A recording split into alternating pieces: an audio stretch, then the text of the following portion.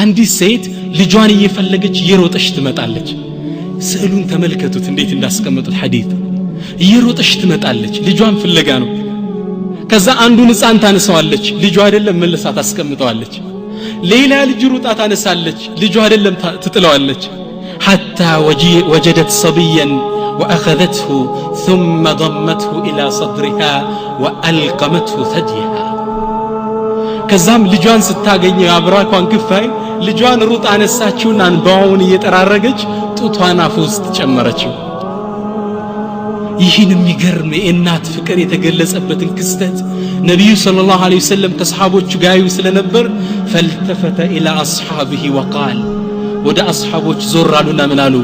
አተረውን هذه طارحة ولدها في النار ይቺ ሴት ሳት አቀጣጥለን እንዲህ ጓጉታ ናፍቃ ያገኘችው ልጇን ሳት ላይ ጣይ ብንላት ትጥለዋለች እንዴ አሉ ሰሃቦቹ ምን አሉ قالوا لا لا وهي تقدر على الا تطرحه يا رسول الله لا አጥለውም يا الله መልእክተኛ እንዴት አንጀታው ቆርጦ ትጥለዋለች ሳት ላይ ነብዩ ሰለላሁ ዐለይሂ ወሰለም ዞሩና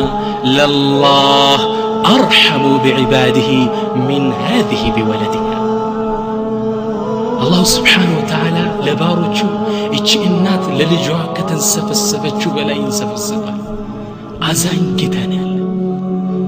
እጄን 24 ሰዓት ሙሉ ዘርግቻለሁ ኑ ባሮች እያለን ያለ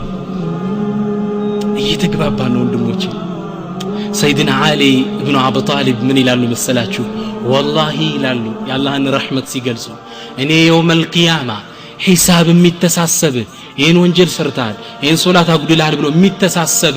እናት አባትህ ይሁኑ ቢባል አልፈልግም